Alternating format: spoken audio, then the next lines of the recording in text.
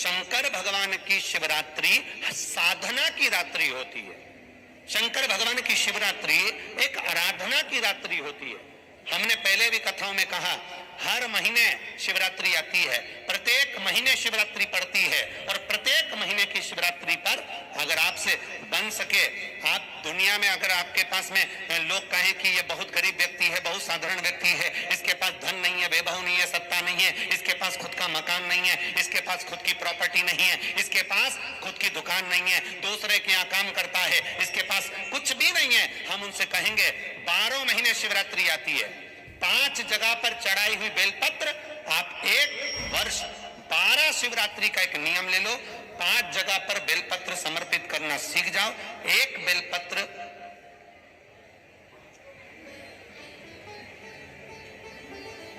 ये शिवलिंग, ये जलाधारी, बहुत ध्यान से देखना, ये चरण जहां से जल नीचे गिरता है, गणेश जी का स्थान, कार्तिकेय जी का स्थान, ये हस्तकमल माता पार्वती जी का हाथ हस्तकमल, शिवलिंग भगवान शंकर का स्थान। ऊपर से जो एक एक बूंद जल शिवलिंग के ऊपर गिर रहा है, शंकर भगवान की 5 बेटियां जया, विषहरा, शामरीबारी, गौतली, देव, बीच में जो एक मोटी सी लाइन है वो शंकर भगवान की छोटी लड़की, क्या नाम है, अशोक सुंदरी। ये पूरे शिवलिंग का वर्णन। 5 जगह पर बेलपत्र, 5 स्थान पर बेलपत्र, 12 महीने की शिवरात्रि। आप दूसरे के यहाँ काम कर रहे हो, नहीं है नौकरी, नहीं है काम, दूसरे के मकान में रह रहे हो, खुद का मकान भी नहीं, खुद का प्लाट भी नहीं, खुद की प्रॉपर्टी भी नहीं, बहुत संघर्ष की जिंदगी जी रहे हो, ठेला धता रहे, लॉरी चला रहे, गाड़ी चला रहे, ऑटो चला रहे, अपने लिए करने का प्रयास करना।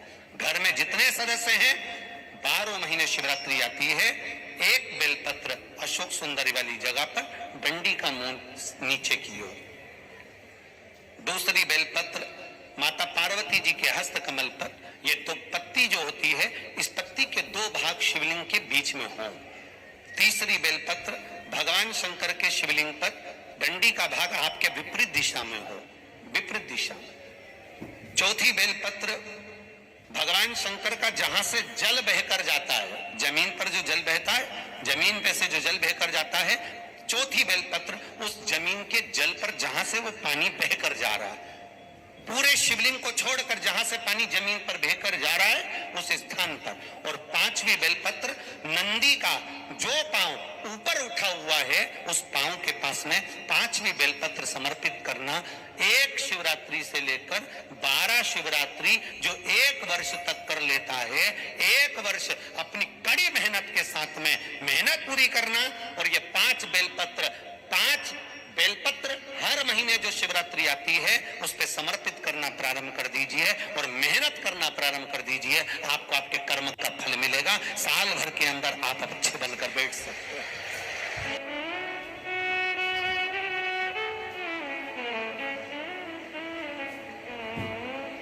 और महाराज जब वो कृपा करता है तो कोई साधारण नहीं करता। आपको पहले भी कथाओं में कहा, आपको पहले भी वर्णन किया, आपको पहले भी निवेदन किया, आपको पहले भी कहा, देवता देते हैं तो पल्ला झाड़ कर देते हैं, देवता देते हैं तो पल्ला झाड़ कर देते हैं, और मेरा देवघर वाला देता है तो छप्पर फाड़ कर देता है।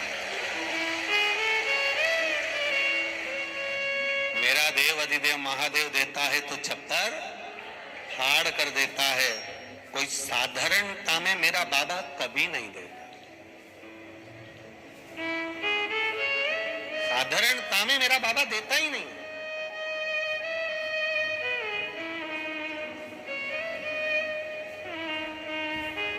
तो जरा ध्यान से सुनिए। मान लो ये शिवलिंग, ये जलाधारी किसी किसी मंदिर में नंदी मंदिर के बाहर होता है, गर्भगृह के बाहर। बोलो सही है कि गलत है? अब जरा समझ लेना बहुत अच्छे से है। किसी किसी मंदिर में नंदी जो मंदिर अंदर का होता है गर्भगृह, उस गर्भगृह से बाहर होता है।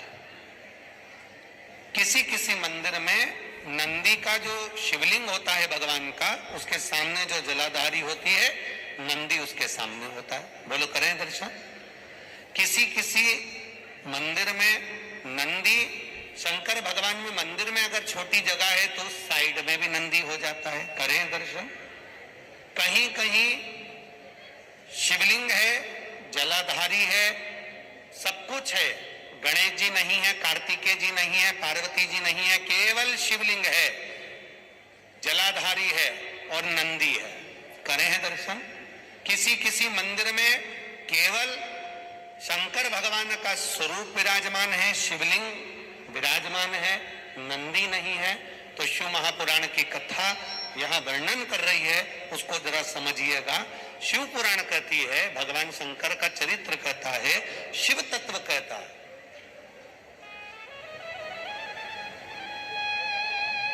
कि जिस मंदिर में नंदी जहां विराजमान, जिस जगह पर विराजमान है, सामने बैठा हो, गर्भगृह के बाहर बैठा हो या तिरछे में बैठा हो, या शिवलिंग जिस भाव से विराजमान है, आप अपनी जो आराधना कर रहे हो, आप अपनी जो भाव से पूजन कर रहे हो, आराधना कर रहे हो, सेवा कर रहे हो, उसमें तुम्हारे भीतर ये भेद नहीं आना चाहिए कि इस मंदिर में नंदी तो बाहर है ही नहीं, तो मैं पूजन कैसे करूं। इस मंदिर में तो नंदी सामने बैठा है, तो मैं पूजन कैसे करूं। इस मंदिर में नंदी तिरछा बैठा है, तो मैं इसकी पूजन कैसे करूं। इस मंदिर में तो पार्वती जी नहीं है, गणेश जी नहीं है, षडानंद कार्तिकेय जी नहीं है, तो मैं पूजन कैसे करूं। शिव महापुराण की कथा कहती है, ये भाव हमारे भीतर नहीं आना।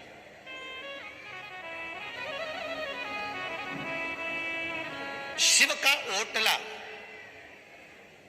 ओटले से मतलब है कि कहीं कहीं वृक्ष के नीचे भगवान शंकर बैठे रहते हैं, तो वहां मंदिर नहीं होता, केवल एक ओटला, केवल ओटला, और उस पे शिवलिंग रखा हुआ, केवल एक ओटले पर भगवान शंकर का शिवलिंग रखा है। या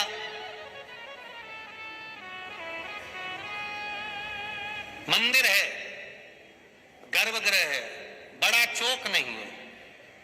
शिव महापुराण की कथा कहती है, जहां पर शंकर भगवान विराजमान होते हैं, जहां शिवलिंग रखा हुआ होता है, जिस ओटले पर शंकर भगवान का शिवलिंग विराजमान होता है, जिस गर्भगृह में शंकर भगवान का शिवलिंग विराजमान होता है, अगर वहां नंदी का भी तुमको दर्शन नहीं हो रहा है, वहां नंदी तुम्हें दिखाई नहीं पड़ रहे हैं, तो भी तुम यह मान कर चलना कि बिना नंदी के शंकर भगवान वहां बैठा ही नहीं है।